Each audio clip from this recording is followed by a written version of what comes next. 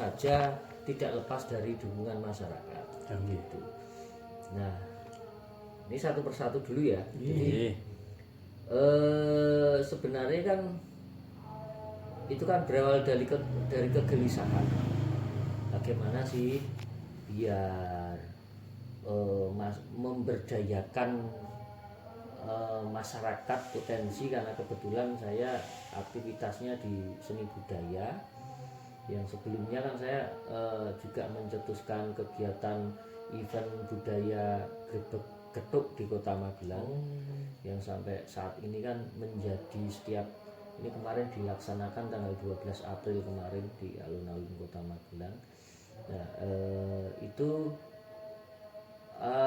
maka saya juga ingin berkontribusi untuk kampung kami, desa kami begitu kan, yang memang dari kecil ya saya lahir di kampung ini, terus kemudian melihat juga potensi di kampung ini. Sebenarnya kalau secara potensi alamnya ya biasa-biasa saja kan gitu, potensi sosial masyarakatnya ya bisa dikatakan ini kota ndak, kampung yunda gitu kan, dan nyaris tergerus oleh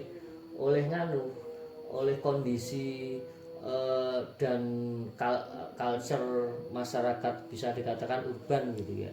Kalau kita ke kampung-kampung, mungkin tradisi-tradisi di kampung-kampung itu kental, kayak nyadran, kayak ruahan dan lain-lain. Nah, di kampung kami itu waktu itu tidak seperti itu, nyaris hilang gitu kan. Tapi sebenarnya ada gitu kan, tapi secara seremonial, secara pengemasannya begitu ya paling ke masjid dan lain-lain. Nah, kembali lagi ke kedua event itu. Yang pertama yang tercetus pertama kali itu adalah Grebek Kupat dulu. Grebek Kupat ini saya buat di tahun 2010 yang lalu. Kalau Bajong Banyu itu di 2011. Nah, sebenarnya Grebek Kupat itu kembali lagi mengemas, karena kami ingin kemudian kemasan tradisi itu bisa dinikmati dan dirayakan kembali oleh masyarakat.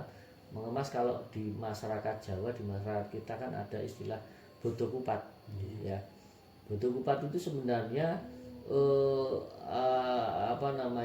lebaran di minggu-minggu awal lebaran sampai dengan seminggu itu, asumsinya bodo kupat itu kan di situ masyarakat membuka diri, dan biasanya setiap masyarakat itu kan ada kupatnya kan gitu kan ya, ada kupatnya dan seterusnya. Ya sebenarnya bahasa-bahasa kegiatan dan yang biasa kita lakukan di bulan Syawal lah gitu kan. Nah, tetapi di awal minggu awal itu kan banyak masyarakat, terutama keluarga besar yang dari luar wilayah ya, datang ke kampung ini, dan sebaliknya kita ke sana dan seterusnya. Nah, filosofi itu kemudian kami coba mengawali dengan menciptakan dengan Gunungan Kupat. Nah, saya kumpulkan waktu itu masyarakat untuk yuk gawe kupat itu. Terus di kupat itu awalnya kemudian saya yang stimulan untuk memberikan uang, voucher dan seterusnya itu di masing-masing kupat itu, lalu kita kirap dan seterusnya. Tahun berikutnya baru kita tata bahwasannya filosofinya adalah kupat itu memang panitia yang membuat. Kelontongan kupat itu yang bukan berisi nasi, tetapi nantinya Gunungan Kupat itu kita bagikan kembali ke masyarakat, kupatnya itu kelontongannya kita bagikan kembali ke masyarakat, untuk masyarakat itu memberikan sebagai bentuk rasa syukur, sebagai bentuk berbagi, ya, semangat berbagi itu dengan duit. Kalau warung-warung UMKM itu dengan voucher belanja gratis dan seterusnya itu, terus panitia mengumpulkan lagi, lalu ditata menjadi Gunungan Kupat. Setelah itu ada prosesinya. Sebelumnya gunungan itu ditaruh di masjid, itu nanti sebelumnya kita mengambil di masjid dengan kirab, di sana ada doa bersama, doa untuk rasa syukur, sekaligus juga selalu berharap masyarakat diberikan ketentraman dan kerukunan. Nah, setelah itu kirab dengan Gunungan Kupat itu, lalu setelah itu ada prosesi tari pawitra, namanya tari pawitra. Tari pawitra itu ditarikan setiap Bajong Banyu dan Grebek Kupat. Nah, pawitra itu artinya pensucian diri. Nah, tarian itu lalu kemudian prosesi dilanjutkan dengan merebut Gunungan Kupat itu. Filosofinya sebenarnya kita merebut kupat, mengaku lepat, jadi merebut pengakuan kesalahan kita, gitu. Jadi berlomba-lomba untuk mengaku salah. Dengan demikian kita akan lebih ikhlas di dalam berinteraksi sosial, gitu kan, lebih akrab, lebih guyup, gitu. Nah, secara filosofi seperti itu. Dua-dua event itu sudah menjadi event pariwisata Kabupaten Magelang dan Provinsi Jawa Tengah. Sudah sejak 5 tahun yang lalu. Nah, setahun yang lalu, 2 tahun ini, 2 tahun Syawal ini dan tahun yang lalu itu sudah diminta juga kabupaten yang Grebek Kupat. Wih, halo bro, kayak ekonomi bro. Ya, makasih ya. Pak.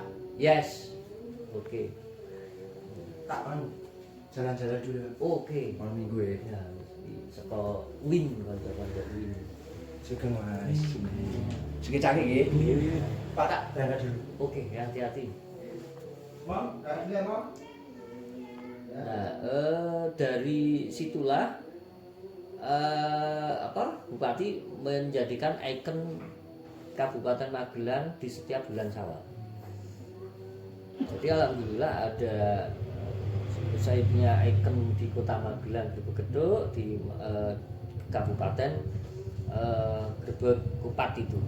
Jadi, nah itu kalau Bajong Banyu sendiri ini, kalau tadi ngemas Bodo Kupat ya, Lebaran Kupat yang memang sudah menjadi tradisi kita, tetapi ya hanya sekilas-sekilas saja tanpa ada sesuatu yang menarik untuk kita inikan kan. Nah, maka dikemaslah menjadi Grebek Kupat itu. Dan pastilah ketika Grebek Kupat itu, karena kami selenggarakan, kesepakatan kami di awal adalah setiap Lebaran kelima, asumsinya adalah itu masih hari libur bagi yang bekerja, masih banyak keluarga-keluarga jauh yang ada di sini, dan itu menjadi titen masyarakat yang keluarga yang di luar wilayah untuk setiap Lebaran kelima dolaning ndawung begitu, untuk merayakan itu gitu. Karena ya luar biasa di situ antusiasnya, kalau jangan lihat dokumentasinya kan begitu meriahnya. Nah, di Kabupaten Magelang itu gak pernah sukses momennya, mesti sudah digrebek duluan sebelum ada instruksi perintah untuk menggerebek. Gitu di kabupaten ya.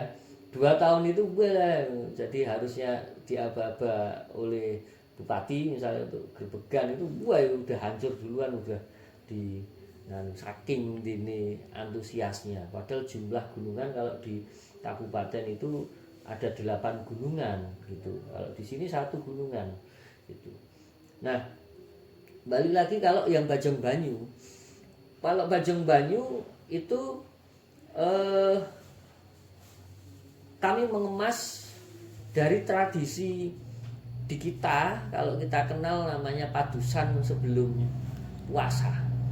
Padusan sebelum puasa. Nah, tradisi di kita ketika padusan, ketika saya masih kecil, itu dilaksanakan di sebuah sendang, namanya sendang Kedawung ya, yang ketika sendang itu dulu menjadi sumber mata air satu-satunya di kita ya, kecuali ketika ada rumah-rumah yang memang ada beberapa rumah yang bikin sumur ya, tapi sumber utama dan pasti penuh itu pagi dan sore itu adalah sendang itu, dan debit airnya konsisten sampai sekarang, alhamdulillah masih bertahan.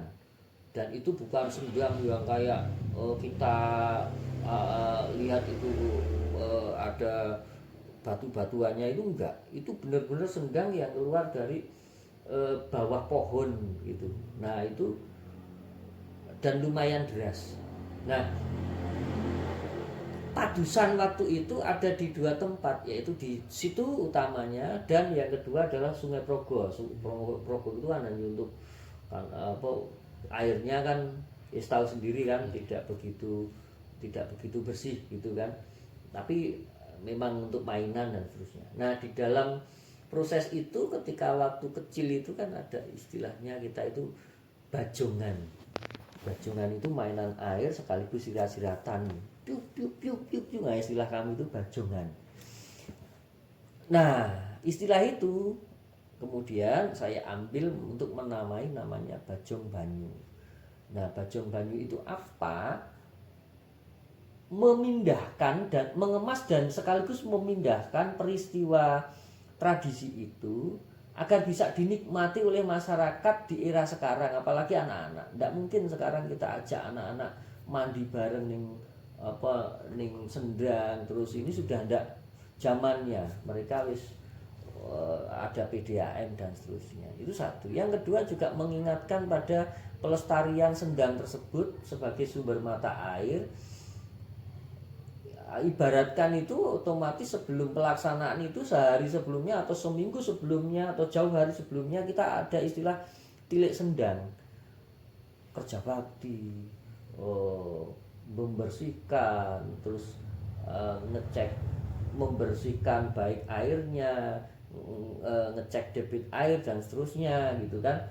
Logikanya dengan tilik sendang itu kita memastikan sendang debitnya itu masih baik-baik saja, airnya masih jernih, berarti lingkungan atau alamnya masih oke gitu kan. Tapi kalau debitnya mengecil dan seterusnya, ada yang salah, maka perlulah ada penghijauan dan seterusnya kan gitu.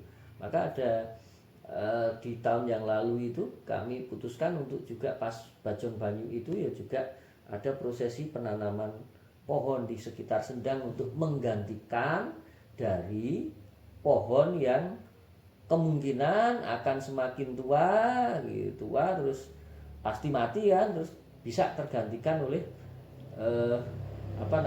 pohon yang baru, harapannya gitu. Nah, di prosesi Bajong Banyu ini ada dua hal yang terjadi, yaitu adalah pengambilan air di sendang sebagai secara filosofi adalah mengingatkan pada sumber mata air, lalu pelestarian alam, lalu kemudian tapi filosofi yang relate dengan pensucian atau padusan itu adalah karena itu menjadi sumber mata air yang menjadi satu-satunya sumber mata air untuk kehidupan kami dulu, aktivitas bersih-bersih dan makan minum kami waktu itu. Nah, diambil dari situ, yang kemudian nanti dibawa oleh para sesepuh dan masyarakat untuk disatukan di gentong di tengah lapangan, di tengah kampung gitu. Nah, disitulah ada prosesi kemudian sesuci ya. Ya sebenarnya mandi, tapi untuk mewakilinya karena banyak orang dan waktu yang terbatas, ya cukup dengan raup ya, cuci muka, membasuh muka, kaki, tangan gitu kan. Nah pada puncaknya adalah Bajong Banyu itu perang air itu. Perang air itu logikanya gini, filosofinya menggantikan keceriaan tadi ya, padusan tadi yang bajong-bajongan main air itu. Tetapi filosofi yang terkandung di dalamnya bukan hanya sejarah historis seperti itu, tetapi filosofinya adalah ketika kita saling menyerang satu sama lain, membasahi satu sama lain, logikanya kalau ada persoalan, permasalahan itu akan memperuncing gitu. Wah, kurang ajar ya, nah, gitu kan. Tetapi ketika orang rukun, orang ini akrab itu kan, justru di event itu saling membasahi, semakin banyak dibasahi oleh masyarakat, oleh anak-anak dan seterusnya, berarti barometernya orang itu yang malah banyak disenangi oleh orang yang lain karena dia loss gitu kan, tidak merasakan dendam, tidak marah dan lain-lain. Nah gitu, kembali lagi ini muaranya kepada kerukunan masyarakat, kerukunan dan keceriaan masyarakat itu. Nah gitu. Nah dua event ini sebenarnya kalau kita ambil dari culture-nya ya, dari budaya, tapi diambil dari dinamika keseniannya ya, sebenarnya itu menjadi ruang kreativitas. Karena setelah itu pasti ada pertunjukan-pertunjukan festival kesenian rakyat yang itu melibatkan masyarakat sini dan sekitarnya dan ya siapapun ya. Kadang kita yang membatasi ya. Kita yang mengundang mereka, walaupun pasti kalau kita buka open gitu pasti pengen semua ini, karena waktu biasanya kita hanya sehari begitu, maka sehari sampai dengan malam, maka sok terbatas ininya pengisi acaranya untuk event itu. Dulu kita pernah 2 hari, pernah 3 hari itu pernah itu. Nah itu ceritanya 2 event itu Mas.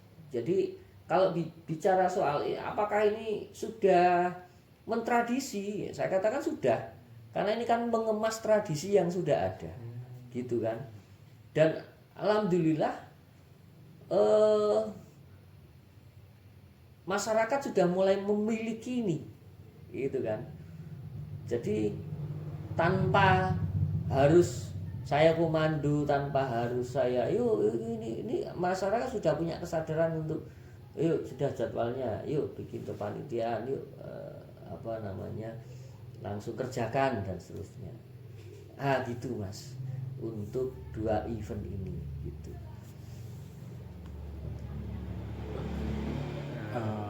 Itu kan izin tanya ya. Itu kan tahun 2011 kan Bajong Banyu kan istilahnya udah mulai. Ya. Apakah tahun 2011 itu udah langsung ada keseniannya? Ya, sudah. Sudah, ya. Justru di awal jadi gini Mas, kami yang paling utama kalau event itu diciptakan di awal dan masyarakat belum mengetahui, kan pasti bertanya-tanya. Nah, strategi saya adalah menyandingkan dengan event budaya yang setiap orang nggak usah diceritani, keramaian itu akan muncul, ya kan? Kan festival kesenian tadi, banyak pintas-pintas, tapi di sela-sela itu acara puncaknya adalah itu, gitu. Nah sekarang berbeda, kebalikan sekarang. Semua sudah kenal itu Bajong Banyu, prosesinya seperti apa, Grebeg Kupat prosesinya seperti apa. Yang ditunggu yang event itu. Nah, yang lain sebagai pendukung dari kegiatan itu kan gitu. Agar tetap keramaian itu tetap berlangsung lama kan gitu durasinya. Gitu. Itu kan Bapak tadi bilang dulu prosesi Bajong Banyu kan dilaksanakan 3 hari 2 hari. Iya. Itu kisaran tahun berapa Pak? Justru di awal-awal itu kami adakan 3 hari. Bajong Banyu itu 3 hari. Berikutnya itu masih 3 hari, berikutnya 2 hari. 2 hari terus karena pertimbangan karena terkadang kawan-kawan itu kan dinamis ininya, apa namanya, pelakunya ya yang terlibat di situ dinamis. Wah ini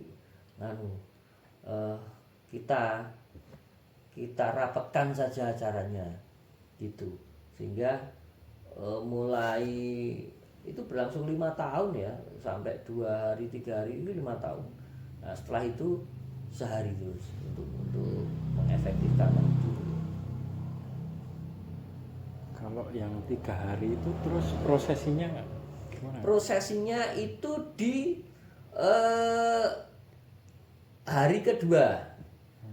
Awal apa dulu gitu kan. Jadi gini, dulu itu awalnya kami itu mulai dari proses apa namanya, istilahnya itu nyadranan.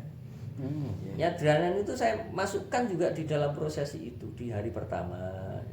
Nah, tapi sekarang akhirnya kan nyadranan itu dulu di kami itu biasa di masjid. Nah, saya pengen ayo sing nganu kembali ke dulu gitu kan. Terus akhirnya nyadranan itu akhirnya dikelola langsung oleh takmir. Nah, sekarang berpisahlah kegiatan Bajang Banyu dengan nyadranan itu ya. Jadi yang ngelola ya, takmir ya. Nah, itu tidak berbarengan sekarang. Biasanya selang 1 minggu nyadranan dulu baru ini. Jadi ya akhirnya kalau dikatakan dulu 3 hari kok sekarang 1 hari, tapi sama-sama efektifnya karena sekarang 1 hari tetapi kan sadranan dan lain-lain sudah dilakukan oleh apa namanya, organisasi yang lain kan gitu.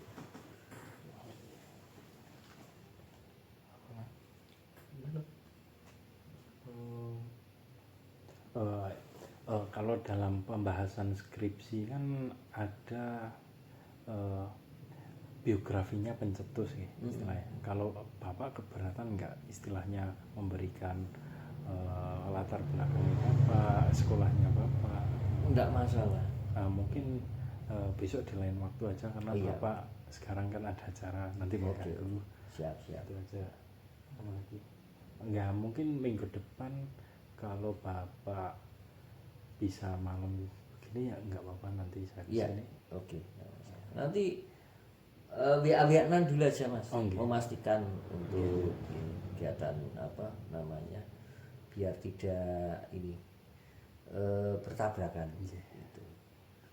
Itu sore atau malam gitu. Sore ya, yang jelas di atas jam 4 karena kebetulan itu. Apalagi kira-kira ya. Kan sakti Pak, berarti ganggu bekali dan kali. Enggak, santai. Kalau kebetulan kan nganu kan, saya enggak datang enggak enak juga. Oh saya RT. Bapak RT. Iya. RT berapa Pak? Ini RT 1 RW 9. Ya. Oh, Bapak ini ketua Karang Taruna dari? Kalau dulu ya. Ya, kalau dulu ya. Terus kemudian sudah berganti ya, lepas Karang Taruna malah ngurusi RT. Bapak Karang Taruna berarti dari pencetus ini? Enggak, dulu itu apa namanya, jadi gini, keprihatinan saya itu dulu ini saya bisa dikatakan kondisi masyarakat sini itu dalam tanda petik itu benang merah itu remajane itu banyak yang putus sekolah, banyak yang, jadi sebelum itu sebenarnya saya sudah melakukan kegiatan-kegiatan, memberikan kegiatan-kegiatan pada generasi muda di sini, cah-cah nom-nom di sini itu dengan terutama dengan teater. Saya kan orang teater. Saya juga bangun sanggar di sini ya, besok dulannya ke sanggar. Jadi apa sini tadi termasuk yang datang sini kan anak-anak sanggar. Nah, saya ingin membuat kesibukan anak-anak waktu itu ketika anak itu banyak yang putus sekolah, hampir lebih dari 50% dulu nggak lulus SMA, SMK ini nggak lulus.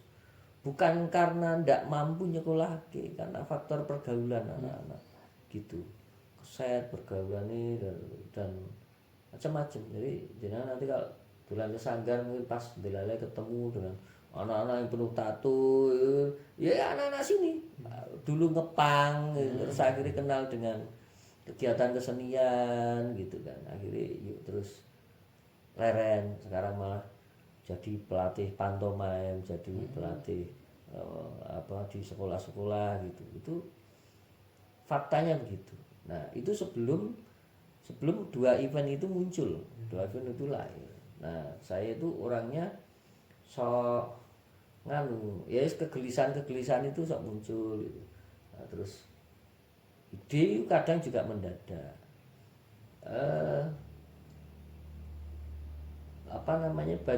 Grebek kupat itu juga mendadak itu, yuk bikin acara, mereka kangen-kangenan bodoh orang acara rame-rame, yuk gawe nganu don jadil gitu kan. Nah, pada event itu saya kebetulan, ini cerita sedikit ya, kebetulan kan sok nyaleni ya, duit 1.000, 2.000, 5.000, 10.000 sok iseng tak lebokke di nganu nganu roti, wadah roti itu ya, black roti. Udah penuh satu black itu penuh. Nah, terus tolong golek janur sing akeh. Terus yuk gawe kupat, ngopo? Gawe kupate diisi duit.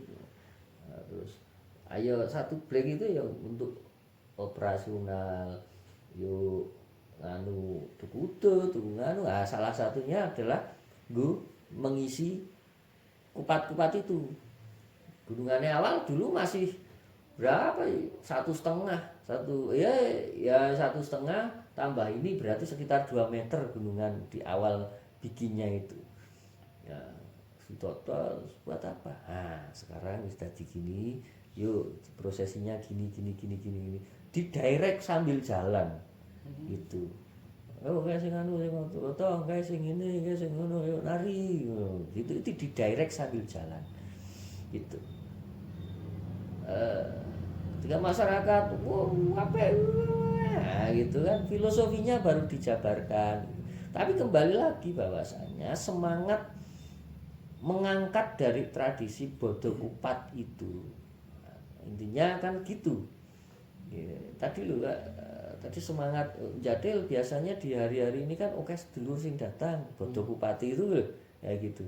Yuk bikin keramaian. Oke, lagi keramaian gawe gini ya, termasuk diantaranya adalah membuat gunungan kupat jadi grebek kupat itu. Nah itu murni spontan, ide itu datang begitu saja, dijalankan, terus lahirlah event itu gitu. Kalau Bajeng Banyu memang dengan adanya itu gitu kan, lalu yuk dikemas menjelang puasa, tak kumpulkan begini sumbernya ini dan seterusnya. Kalau itu by design dari awal gitu. Tapi kalau yang kupat itu spontan gitu. Ya kembali lagi karena semangat masyarakat gitu. Berarti dulu Pak, sebelum grebek kupat itu sawalannya dusun Dawung itu gimana Pak? Apa kumpul di masjid atau? Ya sawalan biasalah, umum lah. Ya, umum kumpul di masjid, pengajian gitu kan. Maka itu loh pas bodo kupat, pas sawalan mereka pengen ya kan jadil ben rame ya gitu kan. Ya gitu. Nah, sekarang setiap lebaran kelima pasti rame kan gitu kan. Pasti ada kesenian nih, pasti ada grebek kupat itu kan gitu. Gitu. Maka kemarin ketika diminta oleh kabupaten itu pada salah paham dah, tetap harus ada nih kampung gitu kan. Nah, jadi sekarang 2 tahun ini saya bikin 2, ya di sini ya di sana gitu. kabupaten ya di kampung gitu. Gitu. Dan itu sekarang tidak hanya di kampung ini, akhirnya beberapa kampung-kampung di sekitar sini juga melakukan hal yang sama. Itu hanya karena pionirnya di sini ini, maka publikasi dan daya tariknya mungkin akan masih di sini. Tapi di sini didirikan di depan Panca Arga sana yang paling dekat ya. Terus di Kota Magelang ada, di beberapa tempat saya melihat ada ya gitu Mas. Kalau sing sebelum Banyu berarti padusannya itu hanya dilakukan oleh orang-orang tua atau dewasa di Sendang tok, yang anak-anak udah nggak ada. Ya akhirnya mereka kan mungkin di masing-masing rumah sendiri-sendiri, ya kan, diniati kalau orang yang masih nganu ya masih percaya dengan hal-hal itu ya, itu arep nganu padusan sih gitu kan. Tapi saya terakhir itu ya nek nganu ya apalagi sekarang, nek dulu tuh saya masih remaja itu padusan ya dolan ning kolam renang kan gitu kan. Nah, sekarang kan kolam renang pun nyaris B aja, biasa aja. Nggak ada daya tarik. Iya, nggak ada daya tarik kan. Maka saya pengen membangkitkan itu semangat anak-anak itu kan, kasihan kehilangan momen-momen event-event hal semacam itu. Nek dulu begitu arep padusan besok poso, sekarang itu sampai jam segini itu kali Sendang masih rame gitu. Gitu. Nah, anak-anak nggak pernah merasakan euforia semacam itu gitu, karena wis beda ininya. Nah, maka gunakanlah event itu untuk menciptakan euforia menjelang mau puasa itu dengan seperti itu gitu. Yang sekarang yang bahagia ya anak-anak yang gulung kuming begitu puasa, mereka tetap tidak beranjak dari tempatnya, langsung jeblok-jeblokan langsung. Di situ dunia mereka yang barangkali kalau tidak ada event itu mereka mungkin tidak pernah mengalami kegembiraan semacam itu gitu. Itu. Bahkan Bajong Banyu ada sempat viral, terus itu di Semarang pun ada sekarang. Kemudian serang-serangan air, browsing aja namanya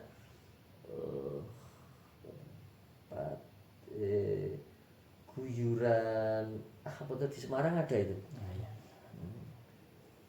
Bustami apa guyuran Bustami, tapi itu di perumahan, terus podo silat-silatan ya kayak gitu ya. Medsos dan lain-lain, berita informasi itu dan saya tidak pernah kemudian kok niru enggak pernah. Justru semakin ditiru berarti kami bisa menularkan kebahagiaan itu kepada masyarakat yang lain gitu. Berarti itu habis perang air itu ada pentas kesenian juga tuh gitu Pak? Iya. Itu apa ada pertunjukan wayang kulit juga itu Pak? Enggak. Lebih kepada mengangkat potensi masyarakat, seni masyarakat sekitar. Gitu ya. Kesenian rakyat kan tahu sendiri gitu kan. Jadilan katanya. Ya jadilan, ya topeng ireng, ya godrog, ya marokan, yes, yang berkembang lah di gitu. Itu kalau jadilan habis Bajong Banyu itu di lapangan atau di mana? Iya, di tempat yang sama, di lapangan tengah. Ada dua tempat, kalau enggak di kampung sini, di tengah kampung situ, terus ya di lapangan sana. Yang dekat masjid itu Pak? Ya, yang dekat masjid. Tapi katanya 2 tahun terakhir ini dipindah ke yang tengah itu ya? Yang tengah. Kalau kenapa Pak? Ya karena masyarakat lebih senang di situ. Awalnya memang di situ ya. Di sana ya barangkali mereka nyaman, lebih berada di tengah kampung gitu kan ya. Itu ya macam-macam pertimbangannya. Ya kita kan mengikuti keinginan masyarakat. gitu. Terus kalau dari segi luas yang dekat masjid itu ya Pak? Iya, hanya ketika kembali lagi secara apa ya, walaupun kan ya tetap rame ya. Hanya kalau rame-ramenya masyarakat itu kan di tengah lapangan itu kan jadi tetap ada space-space yang kosong, jadi kurang asik juga kalau dilihat kan gitu. Kalau di sini ya padat gitu. Itu yang jalur di lapangan tengah itu dari tradisi apa Pak? Bojong Bayu apa kupatannya? Nah itu yang terakhir, kalau apa jenengan masih lihat ada sisa-sisa. Nah itu kemarin kan yang Grebek Kupat. Ya, terus disampirke karena di sana lahan kosong ya sudah dengan gitu. Oke, mungkin ini Pak karena mungkin keterbatasan waktu mungkin mau ambil hari lagi Pak Oke, yang lain. ya, silakan. Sambil besok mendokumentasikan pakai. Ya, izin. ya silakan. Mungkin hari ini cukup segini. Ya, oke, Mas. Maaf mengganggu waktu. Oke, enggak masalah. Mohon maaf ini terus garingan ini. Apa Pak malah Ya, tadi nunggu di mana terusan? Oh, Keliling mau sampun ting sendang. Oh, sudah. Sudah. Ya, gitu. Ah, sendangnya kayak gitu. Ya, jadi kalau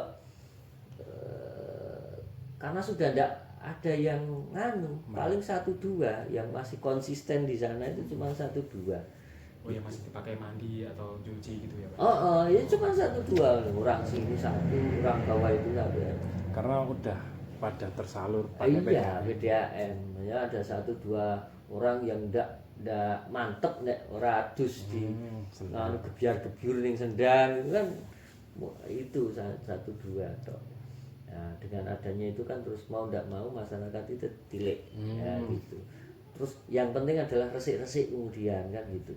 Kalau ndak dinganu jembrung rakaruan itu kan apa namanya sukete gitu. Mungkin mau lain kali kesini lagi. Siap. Ya. Mungkin sore menjelang malam kayak ini Ya. ya Pak. Oke, silakan. Kalau harinya mungkin nanti saya kontak lagi ya. Oh iya, oke ya.